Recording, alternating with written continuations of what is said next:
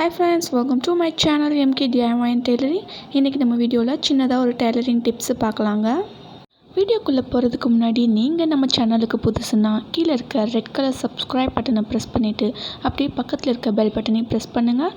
அதில் ஆல்னு கொடுத்துக்கோங்க. அப்போ தான் நம்ம போகிற வீடியோஸ் எல்லாமே உடனுக்குடனே உங்களுக்கு நோட்டிஃபிகேஷனில் வரும். இன்றைக்கி நம்ம வீடியோவில் இந்த மோட்ரு பெடலை வந்து எப்படி கண்ட்ரோல் பண்ணுறதுங்கிறத பார்க்கலாம். பிகினர்ஸ் வந்து சில பேர் வந்து பெடல் பண்ணாமலே ஃபஸ்ட்டு மோட்ரு ஃபிக்ஸ் பண்ணி தைக்க ஆரம்பிச்சிடுறாங்க. அவங்களுக்கு வந்து இந்த ஃபுட் பெடலை வந்து எப்படி கண்ட்ரோல் பண்ணுறதுன்னு தெரியல. ஸோ அதனால் வந்து சில நேரம் வந்து த்ரெட்டு அடிக்கடி பிரேக் ஆகிட்டே இருக்கும்.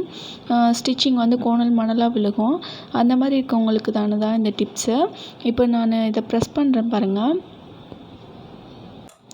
இப்போது நான் அந்த ஃபுட் பெடலுக்கு அடியில் ஒரு கார்ட்போர்டை மடித்து வச்சுருக்கேங்க. இப்போ நான் ப்ரெஸ் பண்ணுறேன் பாருங்கள். எவ்வளோ ஸ்லோவாக போகுது பாருங்கள். ரொம்ப கண்ட்ரோலபிளாக இருக்கும். உங்களுக்கு தெரியணுன்றதுக்காக தான் நான் வந்து மேலே தூக்கி வச்சுருக்கேன் பெடலை. நீங்கள் கீழே வச்சு தான் யூஸ் பண்ணணும். இப்படி நீங்கள் எவ்வளோ நீங்கள் அழுத்தி ப்ரெஸ் பண்ணாலும் உங்களுக்கு இந்த ஸ்பீடுக்கு மேலே போகாதுங்க. இப்போ பாருங்கள், நான் கொஞ்சம் அழுத்தி ப்ரெஸ் பண்ணி காமிக்கிறேன். நல்லா ப்ரெஸ் பண்ணாலும் நீங்கள் வந்து உங்களுக்கு இந்த ஸ்பீடுக்கு மேலே உங்களுக்கு வந்து போகாது. இதை விட கொஞ்சம் ஸ்பீடாக வேணும்னா இந்த கார்ட்போர்ட் சைஸை வந்து நீங்கள் கம்மி பண்ணிக்கணும். கம்மி பண்ணிங்கன்னா உங்களுக்கு இன்னும் கொஞ்சம் ஸ்பீடாக போகும். நான் நல்லா அழுத்துறேன் பாருங்கள்.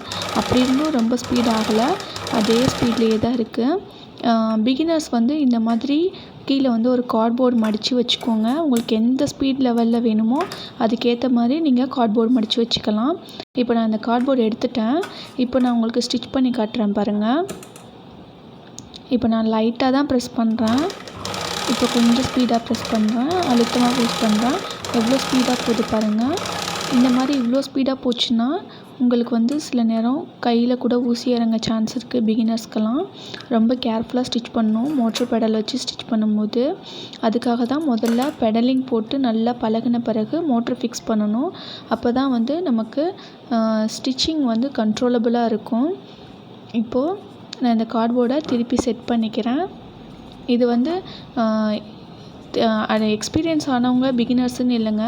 இப்போ எக்ஸ்பீரியன்ஸ் ஆனவங்க கூட சில நேரம் டிசைனர் ப்ளவுஸ்லாம் தைக்கும்போது கொஞ்சம் ஸ்பீடு கண்ட்ரோலில் வச்சு தான் தைச்சாகணும். நான் இந்த மாதிரி தான் நான் ஃபாலோ பண்ணுவேன் டிசைனர் ப்ளவுஸ்லாம் ஸ்டிச் பண்ணும்போது. ஏன்னா நம்ம ஸ்பீடு அதிகமாக வச்சு தைக்கும்போது சில நேரம் நம்மளை அறியாமலே ஸ்டிச்சிங் வந்து கோணல் மாணலாக போக சான்சஸ் இருக்குது. இல்லை நம்ம அதை கண்ட்ரோல் பண்ணுறோங்கிற போதில் திடீர்னு நம்ம கையில் ஊசி இறங்க கூட சான்ஸ் இருக்குது. ஸோ இந்த மெத்தடை வந்து நீங்கள் ஃபாலோ பண்ணி பாருங்கள். கீழே அந்த மாதிரி கார்ட்போர்டு வச்சுக்கோங்க, இல்லை கிளாத் எல்லாத்தையும் மடித்து கூட அடியில் வச்சுக்கோங்க. இந்த வீடியோ உங்களுக்கு பிடிச்சிருந்ததுன்னா லைக் பண்ணுங்கள், ஷேர் பண்ணுங்கள், கமெண்ட் பண்ணுங்கள். மறக்காமல் நம்ம சேனலை சப்ஸ்கிரைப் பண்ணுங்கள். பாய்.